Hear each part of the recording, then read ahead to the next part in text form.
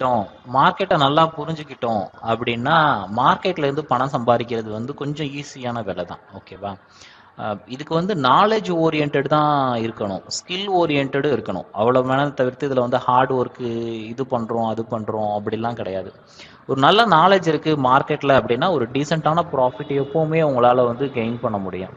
நம்ம வந்து டெய்லி இன்ட்ராடேயும் பண்ணுறோம், ஸ்விங்கும் பண்ணுறோம். இன்ட்ராடேயோட டீட்டெயில்ஸ் வேணும் அப்படின்னா பின் பண்ணுங்க, we will guide you how to do that. ஓகேவா? உங்களுக்கு மோர் இன்ஃபர்மேஷன் வந்து ஸ்விங் ரிலேட்டடாகவும் வேணும், இல்லை நான் பிக் பண்ணியிருக்க ஸ்டாக்கு என்ன ஸ்டேட்டஸில் இருக்குது எப்படி அப்படின்னு ரிசர்ச் பண்ணணும் அப்படின்னாலும் அதோட டீட்டெயில்ஸுமே கமெண்ட்டில் வந்து போஸ்ட் பண்ணுங்கள். நம்ம அதை பற்றி கம்ப்ளீட்டாக இன்வெஸ்டிகேஷன் பண்ணிவிட்டு நம்மளோட சைடு இருந்து அது எந்த மாதிரி இருக்குது அப்படிங்கிறத அப்டேட்டும் நம்ம கொடுக்குறோம். ஸோ இன்னைக்கு வந்து நம்ம மார்க்கெட்ல வந்து இன்ட்ராடேல வந்து ஒரு 1500 கிட்ட வந்து ப்ராஃபிட் பார்த்துருந்தோம். பட் ஆனால் அவன் என்னடான்னா நம்ம வித்ததுல இருந்து ஒரு கொஞ்சம் நஞ்சம் இல்லை, ஒரு 600-800 கிட்ட ஏறி இருக்காங்க. இன்னைக்கு டென்ஷன் ஆயிருச்சு. பட் இருந்தாலும் பரவாயில்ல, நமக்கு தேவையான டெய்லி ரிட்டர்ன் வந்து நம்ம பார்த்துட்டோம் அப்படிங்கிறதுனால அதை பத்தி பெருசா ஒன்றும் ஒரி பண்ணிக்கல. இதுதான் லைட்டா காண்டு இருக்கு, பார்த்துக்கலாம். நம்மளோட ஸ்டாக்ஸ் வந்து ஸ்விங்ல வந்து எப்படி பெர்ஃபார்ம் பண்ணிருக்கு அப்படிங்கிறத பார்க்கலாமா? இன்னைக்கு மார்க்கெட் வந்து ஒரு செல்லிங்கா இல்லை பையிங்கான்னு தெரியல, ஒரு நியூட்ரலாவே வந்து ப்ரீமியம் எல்லாம் கரைச்சிருப்பான். அவன் லாபம் சம்பாதிக்கணும்ல. இப்போ நம்மளோட ஸ்டாக்ஸ் வந்து டென்ஷன் ஃப்ரீ ட்ரேடுங்கிறதுனால நம்ம அதை பார்க்கறதே கிடையாது. நம்மளோட ஸ்டாக்ஸ்ல வந்து ஒரு 50% நல்லா ஏறி இருக்கான், ஒரு 50% வந்து டவுன்ல இருக்கான். மார்க்கெட்ல அப் அண்ட் டவுன்ஸ் எப்பவும் அஸ் யூஷுவல் தான். இன்னைக்கு பாத்தீங்க அப்படின்னா நான் இந்த ஏசியில வந்து ஒரு நல்ல ப்ராஃபிட்ல வெளியே வந்துடலாம்னு இன்னைக்கு பார்த்தேன். இன்னைக்கு மார்னிங் பார்க்கும்போது நான் 7%ல பார்த்தேன் இந்த ஏசியை. ஒரு 1% வந்தா வெளியே வந்துடலாம் அப்படின்னு தான் பார்த்தேன். அப்புறம் பார்த்தா அங்க இருந்து கொஞ்சம் செல்லிங் ப்ரெஷர் வந்துருச்சு. ஏன்னா நிறைய பேர் வந்து ப்ராஃபிட் புக்கிங் ஜோன்ல இருக்காங்களான்னு தெரியல, ஒரு நல்ல டீசென்டான ரிட்டர்ன்ல வெளியே வரணுங்கிறதுனால செல்லிங் ப்ரெஷர் வந்துருச்சு போல இருக்கு. ஸோ கொஞ்சம் ரெடியூஸ் ஆகி 4% வந்துட்டான். அதை பத்தி நமக்கு ஒன்றும் ப்ராப்ளம் இல்லை. நம்மள்ட்ட இன்னமே வந்து ஒரு 10 ஸ்டாக்குக்கு மேல வந்து கிரீன்ல தான் இருக்கான், எப்போ வேணாலும் வெளியே வரலாம். ஓகேவா? ஸோ நம்ம அதை பத்தி ஒரி பண்ணிக்க தேவையில்லை. நம்ம வழக்கம் போல என்ன பண்ண போறோம் அப்படின்னு பாத்தீங்கன்னா, இன்னைக்கு வந்து ஒரு நியூ ஸ்டாக் வந்து என்ட்ரி எடுக்கணும், அதே மாதிரி 3 டாப் அப் வந்து பண்ணணும். இது ரெகுலராகவே பண்றது. நிறைய பேர் என்ன கேட்குறீங்க அப்படின்னா, ஏன் வந்து இந்த டாப் அப்பை வந்து நீங்க இதுலயே வந்து ஹோல்ட் பண்ணி நீங்க எடுக்க வேண்டியதானே அப்படிங்கிற மாதிரி கேட்குறீங்க. டாப் அப் கான்செப்ட் எப்பவுமே ஒரு ஸ்டாக்கை வந்து நீங்க எடுக்கிறீங்க அப்படின்னா நெக்ஸ்ட் டைம் அது டவுன் ஆகுது அப்படின்னா அதை வந்து எப்பவுமே ஒரு ஆப்பர்ச்சுனிட்டியா கிராப் பண்ண பாருங்க. ஓகேவா? இறங்கிக்கிட்டு இருக்க ஸ்டாக்ல போயிட்டு அதை ஆப்பர்ச்சுனிட்டியா பார்த்து டாப் அப் பண்ணுவேன் அப்படிங்கிறது வந்து ஒரு தப்பான விஷயம். அப்படி பண்ணிடாதீங்க யாரும். நல்ல ஸ்டாக்கை ரிசர்ச் பண்ணி அனலைஸ் பண்ணி உங்களோட ஸ்டாக் மேனேஜரோ இல்லைனா வந்து உங்களோட போர்ட்ஃபோலியோ மேனேஜரோ உங்க ஃபண்ட் மேனேஜரோ ரெஸ்பெக்டிவ் பர்சன்ட்ட கன்சல்ட் பண்ணிட்டு இது ஓகே அப்படின்னா அதுக்கப்புறமா பண்ணுங்க. நீங்களும் கத்துக்கங்க. எவ்வளவு நாளைக்கு தான் நம்ம அடுத்தவங்கள்ட்டே கேட்டுக்கிட்டே இருப்போம், இப்படி பண்ணலாமா அப்படி பண்ணலாமா அப்படின்னு. நீங்களும் கத்துக்கிட்டு அதுக்கு ஏத்த மாதிரி ஒர்க் அவுட் பண்ணுங்க. ஓகேவா? அதுதான் வந்து ரொம்ப முக்கியமான விஷயம். ஸோ இப்போ நம்ம என்ன பண்ண போறோம் அப்படின்னா ஒரு 3 டாப் அப் பண்ணணும். ஃபர்ஸ்ட் வந்து டாப் அப் வந்து சூஸ் பண்ணியாச்சு. நம்ம ஆல்ரெடி எல்லாமே முடிச்சிட்டோம். இது வந்து ரெஃபரன்ஸ்க்காக காட்டுறேன். ஃபர்ஸ்ட் சூஸ் பண்ணது வந்து இந்த ஸ்டாக் தான் வந்து நம்ம வந்து என்ன பண்ணியிருக்கோம் அப்படின்னோம்னா ஒரு 10,000 வந்து டாப் அப் பண்ணியிருந்தேன். ஏன்னா இன்னைக்கு கொஞ்சம் நல்லா டவுன் ட்ரெண்ட்ல இருந்தான், பெருசா அவன்கிட்ட இன்னும் நல்ல பாசிட்டிவ் இதுவும் சேஞ்ச் ஆகலை. ஸோ இது வந்து நல்ல ஆப்பர்ச்சுனிட்டி தான், பாட்டம்ல இருக்கிறான் அப்படிங்கிறதுனால இதில் வந்து ஒரு 10,000 வந்து ஆல்ரெடி நம்ம இன்வெஸ்ட் பண்ணிட்டோம் இன்னையோட டேட்ல. டாப் அப் இதில் நான் சொல்கிறேன் கைஸ். ஓகேவா? இப்போ 1872ல வந்து இருக்கிறான் கரெக்டா? ஸோ க்ளோஸ் டு நம்மளால வந்து ஒரு 5 ஸ்டாக்ஸ் இதில் வாங்கியிருக்க முடியும். 5 ஸ்டாக்ஸ் நம்ம வாங்கிட்டோம். ஆட் ஸ்கிரிப்ட் ஏன்னா இது ஆப்பர்ச்சுனிட்டியாக யூஸ் பண்ணதுனால. ஸோ ரெண்டாவதா வந்து நம்ம எந்த ஸ்டாக்ல வந்து இது பண்ணியிருக்கோம் அப்படின்னு பார்த்தீங்க அப்படின்னா வந்து எம்ஆர்பிஎல் ஆயில் ஓரியன்ட் ஸ்டாக்ஸ். இதுல பெருசா வந்து ஒரு 1 லேக் வரைக்கும் கூட நம்ம போடல, ஒரு 80 தான் போட்டிருந்தோம்.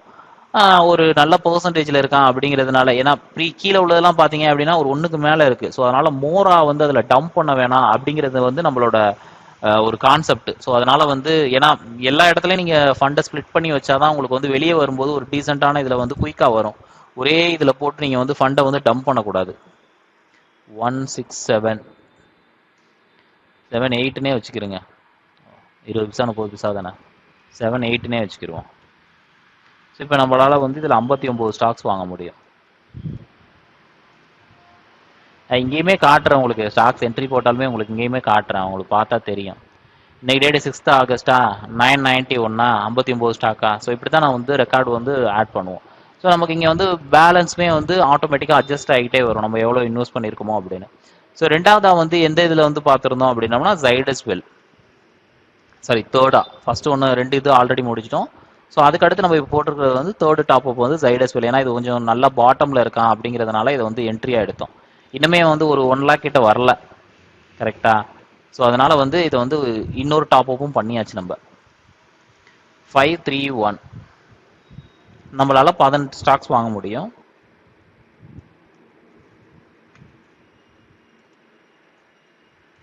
ஸோ இப்போ 3 டாப் அப் முடிச்சிட்டோம், கரெக்டா? இப்போ என்ன பண்ணணும் அப்படின்னா புதுசாக வந்து ஒரு ஸ்டாக் வந்து வாங்கணும். ஸோ இப்போ இந்த புதுசாக வாங்குறதுக்கு என்ன ஸ்டாக்கை நம்ம சூஸ் பண்ணியிருக்கோம் அப்படின்னு பார்த்தீங்க அப்படின்னா பாலகிருஷ்ணா இண்டஸ்ட்ரீஸ் அப்படிங்கிற ஸ்டாக்கை தான் சூஸ் பண்ணியிருக்கோம். இதோட சார்ட் பேட்டர்னாக இருக்கட்டும், கம்பெனியோட ப்ரொஃபைலிங்காக இருக்கட்டும், ஸோ எல்லாமே நல்லா இருக்கு அப்படிங்கிறதுனால தான் வந்து இதை வந்து நம்ம ரிசர்ச் பண்ணி எடுத்திருக்கோம்.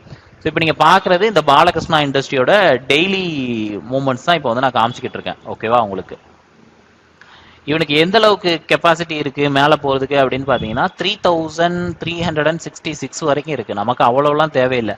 நமக்கு இங்கே வந்து நார்மலாக வந்து வந்தாலே ஒரு 10% வந்துடும்.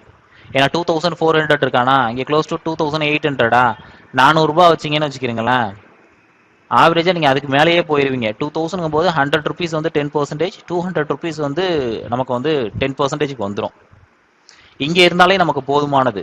நம்ம எப்போவுமே அப்படிதான் பிக் பண்ணுவோம். ஏன்னா அப்பதான் வந்து குயிக்கா வந்து ஒரு அப் மொமெண்டம் கிடைக்கும் போது ஈஸியா வந்து ஒரு ப்ராஃபிட்டை கிராப் பண்ணிட்டு அதுல இருந்து வெளியே வரதுக்கு நமக்கு வந்து ரொம்ப ஹெல்ப்ஃபுல்லா இருக்கும். அது மட்டும் இல்லை, இந்த கம்பெனியோட இன்னைக்கு இன்வெஸ்டார் மீட்டிங்ஸாக இருக்கட்டும், லாஸ்ட் ஆன இன்வெஸ்டார் மீட்டிங்ஸாக இருக்கட்டும், கம்பெனியோட ப்ரொஃபைலிங்காக இருக்கட்டும், அவங்க ஆடிட் ரிப்போர்ட்லாம் சப்மிட் பண்ணியிருந்தாங்க, அதோட ப்ரொஃபைலிங்காக இருக்கட்டும், ஸோ எல்லாமே வந்து இது வந்து ஒரு பாசிட்டிவ் சைனில் இருக்கிறான் பாலகிருஷ்ணா இண்டஸ்ட்ரீஸ், ஓகேவா? ஸோ அதனால என்ன பண்ணியிருக்கோம் அப்படின்னம்னா இந்த ஸ்டாக்கை வந்து ப்ரிஃபர் பண்ணியிருக்கோம். பார்த்தாலே தெரியும் எந்த அளவுக்கு அவன் ப்ராஃபிட் பண்ணியிருக்கான் அப்படிங்கிறது, ஓகேவா? இது மாதிரி இந்த ஃபினான்ஷியல் ரிப்போர்ட்டை அனலைசிஸ் பண்ணுறது, எப்படி அனலைஸ் பண்ணுறது, ஃபண்டமெண்டலாக ஓகேவா அப்படிங்கிறதெல்லாம் பார்க்கணும் அப்படின்னா நீங்கள் கனெக்ட் பண்ணுங்கள். நமக்கு தெரிஞ்சதை வந்து கண்டிப்பாக வந்து உங்களுக்கு சொல்லிக் கொடுத்து எப்படி பண்ணுறதுன்னு பார்க்கலாம். ஸோ இது மாதிரி இந்த கம்பெனியோட இயர் ஆன் இயர் க்ரோத்தாக இருக்கட்டும், இது மாதிரி நிறைய விஷயங்களை வந்து இந்த கம்பெனி ஓரியன்டாக எல்லாத்தையும் ரிசர்ச் பண்ணிட்டு தான் ஒரு ஸ்டாக்கை வந்து எடுப்போம்.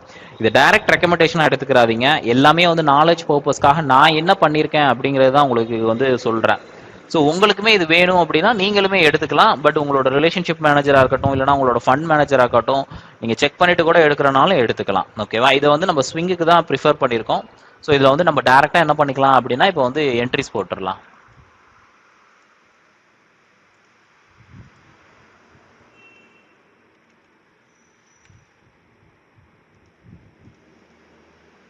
இன்னையோட டேட்டில், ஏன்னா ஃபஸ்ட்டு இதுங்கிறதுனால நம்ம எப்போவுமே 50,000க்கு வாங்குவோம் முதல் என்ட்ரி இல்லையா? 2465. ஸோ நம்மளால 20 ஸ்டாக்ஸ் வாங்க முடியும் இதில். ஸோ இன்னையோட 20 ஸ்டாக்ஸ் போட்டாச்சு. ஸோ நம்மளோட ஸ்டாக்ஸ் இனிமேல் அப்கமிங் டேஸில் எப்படி பெர்ஃபார்ம் பண்ணுது, இதில் எப்படி எவ்வளோ குயிக்காக வெளியே வர போகிறோம், இல்லை இதில் ஏதாவது கிளாரிஃபிகேஷன் இருக்குது அப்படின்னா மெசேஜ் பண்ணுங்கள். சப்ஸ்கிரைப் பண்ணி வச்சுக்கிறங்க. மோர் இன்ஃபர்மேஷன் ஏதாவது வேணும் அப்படின்னா கமெண்டில் போஸ்ட் பண்ணுங்கள். எங்களுக்கு தெரிஞ்ச நாலேஜை நாங்கள் கண்டிப்பாக உங்களுக்கும் ஷேர் பண்ணிக்கிறோம், ஓகேவா? So see you guys, we'll see you on tomorrow. Bye bye.